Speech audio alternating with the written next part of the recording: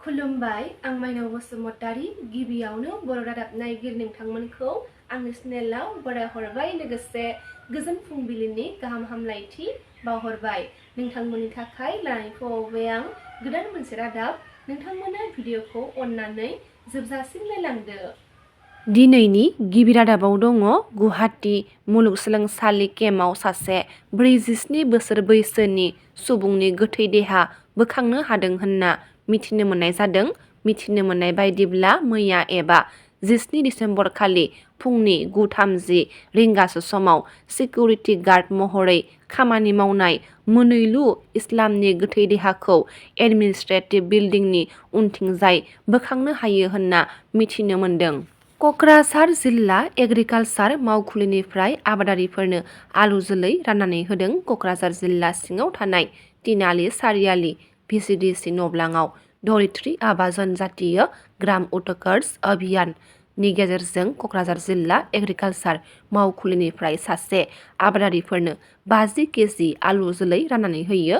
बे हाबाफारियाव MLA Lawrence इस्लारि आरो क'क्राझार जिल्लानि डिसि मासान्दा पार्टिन IAS आ बाहागो लाना आलु जोलैखौ राननानै होयो।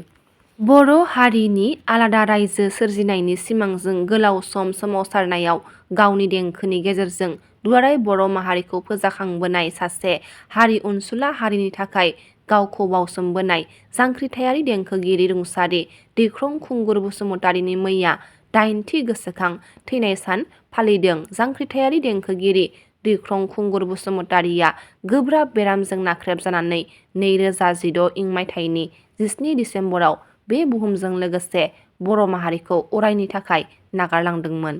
मैया फुंबिलि समाव क'क्राझार जिल्ला एबसु आरो क'क्राझार जिल्ला दुलाराय बर' हारिमु आफादनि बानजायनायाव दतमानि गयबारियाव थानाय गावनि मांखरसालियाव 8थि थैनाय सानखौ फालियो। मैया फुंबिलिनि बे हाबाफारियाव गाहाय आलासि महरै बाहागो लादोंमोन एबसुनि लोगो गाहाय नेहाथारि दिनेश ब्रह्मआ। लोगोसेनो बाहागो लायो BTRनि सासे मावफुं सोद्रोमा उखिल मोसाहारि आरो दुलाराय बर' हारिमु आफादनि बारग' आफादगिरि आथिखाल बोसोनगिरि जगेश्वर ब्रह्मजों लोगोसे गुबुन गुबुन आफादनि बिबानगिरि। गसाइगाव महकुमानि सिङाव एबा गसाइगाव बिधान सभा बियाबनि सिङाव थानाय गामिफोरनि गेजेराव गासै गं 2 गामिया रायजो सोरखारजों मडेल गामि महरै सायख'जादोंमोन। बेनि गेजेराव बालिमारि गामियाबो गंसे मडेल गामि जानायखायनो बे गामिफोराव गोबां जौगाखां खामानिफोरा मावफुंजागासिनो दङ आरो मावफुंजागोन। बेबायदि गिबि खेबनि थाखाय मैया बालिमारि गामियाव हाबजेनग्रा दरखं एबा गेटआ आबुङै लुफुंजाबाय। बे हाबजेनग्रा दरखं एबा गेटखौनो मैया MLA जिरन बसुमतारी बिथाङा बेखेवनानै होयो। बिथांजों लोगोसे बे हाबाफारियाव समाज सिबियारि चन्दन बसुमतारी आरो गामि मासिगिरि UPPL दोलोनि मावथिफोर आरो गामिनि गोबां सानसुमैफोरा बाहागो लाफायो।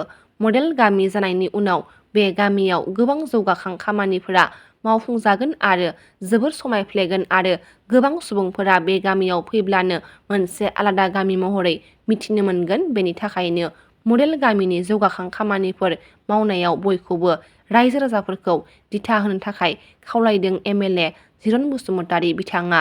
रायजो सोरखारनि बेबायदि गामि ओनसोलखौ जौगाखां होनायनि खामानि मावबाय थानायखौ बाख्नायनायजों लोगोसे BTR सोरखाराबो बेबायदिनो गामिफोरखौ जौगाखां होनायाव गोख्रों खामानि मावगोन होननानै मिजिंथिबावो MLA बिथाङा। दालां बानायना होयैनि गसाइगाव महकुमानि सिङाव थानाय दैमाजिं खाग्राबारिनि रायजो राजाफोरा रागा जोंनाय फोरमायथिदों खौरांगिरिफोरनि सिगाङाव। गोबाव बोसोर सोरखार थानानैबो दैमाजिं खाग्राबारि गामिनि दालांखौ बानायना होआखै सोरखारा।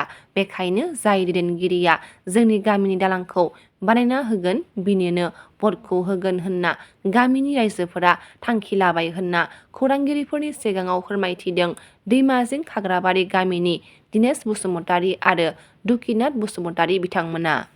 क'क्राझार बासबारि गामिनि थागिबि दोमैलु बसुमतारीनि माखासे गोनां फोरमान बिलाइफोरा गोमादों होनना मिथिनो मोननाय जादों। गावनि न'निफ्राय क'क्राझार SAI अफिससिम थांबाय थानाय समावनो बबेबा लामा ससेयाव मेट्रिक पासनि फोरमान बिलाइफोरा गोमायो। बेखायनो सोरबाफोर मोनसनबायदोंब्ला जानबुं नाम्बार 8135971807 आव थोंजोङै फन खालामना हरनो थाखाय खावलायदों। डक्टर फनिन्द्र गयारिनो मुंख्लं फोरदाना दैमारि गोसोखां बान्था फोसावदों।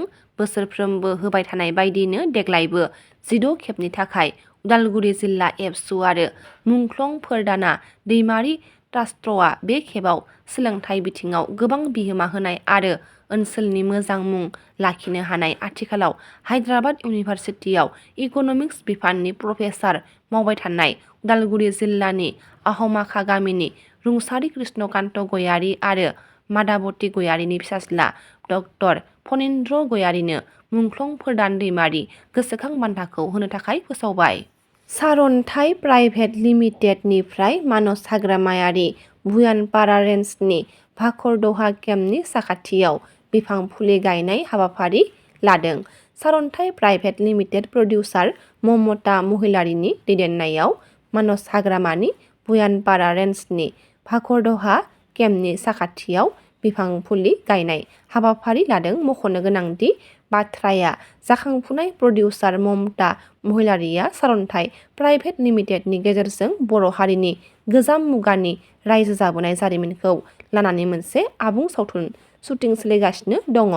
सारन्थाइ प्राइभेट लिमिटेडनिफ्राय ओंखारनो गोनां सावथुनाव गाहायै फाव खालामदों अम प्रकाश खेरखातारि, हेलिना दैमारि, सोरां नार्जारि, थाख्लाय नार्जारि, महिनी रामसियारि, रुबुल बर', जेनिफार दैमारि आरो गोबां गोजाम गोदान महरगिरि बिथांमोना। दिनैनि रादाबा एसेनोसै। गाबोन फिन गोदान रादाब लानानै लोगो मोनगोन। नोंथांमोना भिडिअखौ जोबजासिम नायबायब्ला अन्नानै लाइक, शेयार, कमेन्ट लोगोसे साबस्क्राइब खालामनानै होदो। गोजोन्थों।